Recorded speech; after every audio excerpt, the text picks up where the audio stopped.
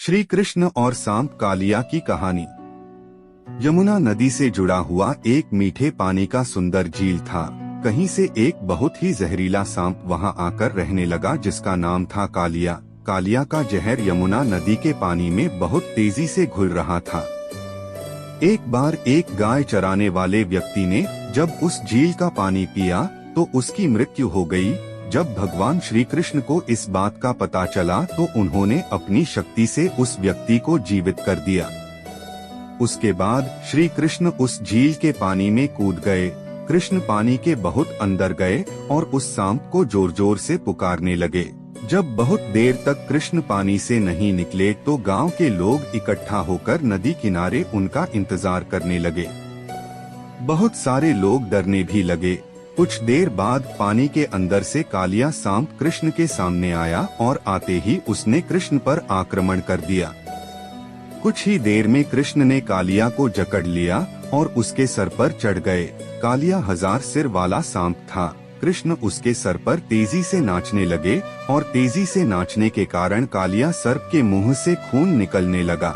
यह देखकर कालिया की पत्नी पानी से ऊपर आई और उसने कालिया के जीवन की भीख मांगी। कृष्ण ने उन्हें यमुना नदी किस झील को छोड़ने के लिए कहा और रामान का द्वीप चले जाने को कहा। साथ ही कृष्ण ने कालिया को आश्वासन दिया कि अब उन पर गरुड़ कभी भी आक्रमण नहीं करेगा क्योंकि कालिया के सिर पर कृष्ण के पैरों के निशान पड़ चुके हैं। यह सुनकर कालिया बहुत ही खुश हुआ और वह यमुना नदी के उस सुंदर झील को छोड़कर अपनी पत्नी के साथ चले गया। इस प्रकार कृष्ण ने कालिया सांप से गांव की रक्षा की। 2 श्री कृष्ण और गोवर्धन पर्वत की कहानी। Lord Krishna and Govardhan mountain story in Hindi. एक बार की बात है, देवराज इंद्र ब्रज के लोगों से बहुत क्रोधित हुए क्योंकि लोग भगवान कृष्ण की बातों को सुनकर गोवर्धन पर्वत की पूजा कर रहे थे और इंद्र देव की पूजा नहीं कर रहे थे। क्रोधित होकर इंद्र ने उन्हें दंडित करने के लिए घनघोर वर्षा करने के लिए बादलों को भेजा जिसके कारण पूरे वृंदावन में बाढ़ की संभावना उत्पन्न हो जाए। आदेश देते हैं, वृंदावन के ऊपर काले मेघों ने अत्यधिक वर्षा करना शुरू कर दिया। अत्यधिक वर्षा और बाढ़ के कारण ज्यादातर लोगों के घर पानी में बह गए। वृंदावन के लोग डर गए और सभी भगवान कृष्ण की शरण में पहुँचे। भगवान कृष्ण को इस परिस्थिति के बारे में सब कुछ ज्ञात हो चुका था। उसी समय कृष्ण ने पूरे गोवर्धन पर्वत को अपने बाएं हाथ की छोटी उंगली पर एक छतरी की भांति उठा दिया। वृंदावन के सभी लोग और गाय एक एक करके गोवर्धन पर्वत के नीचे आने लगे और इस प्रकार कृष्ण ने वृंदावन के लोगों की जान बचाई। कृष्ण के इस अलौकिक चमत्कार को देखकर सभी वृंदावन के लोग आश्चर्यचकित रह गए। भगवान कृष्ण की शक्ति को देखकर बादल वापस लौट गए और ब्रजवासी खुशी से रहने लगे। 3 भगवान कृष्ण और अरिष्टासुर कथा। Lord Krishna and Arishtasura story in Hindi. एक बार वृंदावन में एक बड़ा बैल घुस गया और उसने अचानक से गांव के लोगों पर आक्रमण करना शुरू कर दिया। उस बैल ने कई लोगों के घर को तोड़ दिया जिसके कारण कई लोगों को चोट भी लगी। जब कृष्ण को इस बात का पता चला तो वह तुरंत उस बैल के पास पहुँचे। श्री कृष्ण ने देखते ही पता लगा लिया कि वह बैल एक असुर है। उस असुर का नाम था अरिष्टासुर। कृष्ण को देखते ही वह कृष्ण की ओर तेजी से आक्रमण करने के लिए दौड़ा। भगवान कृष्ण ने अपनी शक्ति से उसे परास्त कर दिया। परास्त करते ही वह बैल भगवान कृष्ण के समक्ष नतमस्तक होकर बैठ गया। उसके बाद उसने कृष्ण को बताया कि वह भगवान बृहस्पति का शिष्य है और अपने गुरु के साथ दुर्व्यवहार करने के कारण उसे असुर बैल बनने का श्राप मिला था। इस प्रकार कृष्ण ने ब्रज के लोगों को अरिष्टासुर से बचाया। 4 माखन चोर भगवान कृष्ण कहानी। आप लोग तो जानते ही होंगे कि भगवान कृष्ण को माखन खाना बहुत पसंद था। कृष्ण के माखन चोरी करने के कारण उनकी मां के साथ साथ वृंदावन के सभी लोग कृष्ण के माखन चोरी के कारण तंग आ जाते थे।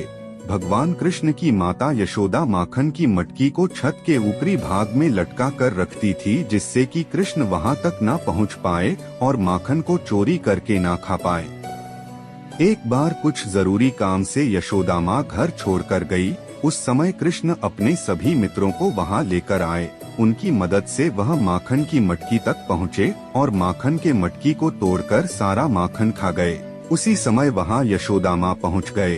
कृष्ण के सभी साथी भाग गए परंतु कृष्ण वहीं रह गए। उसके बाद कृष्ण को यशोदा माँ से अच्छी डांट पड़ी। कृष्ण घर के अंदर दौड़ते हुए गए और मुट्ठी भर अनाज लेकर वापस फल वाली के पास आए, परंतु आते आते उनके हाथ से सारा अनाज गिर जाता था।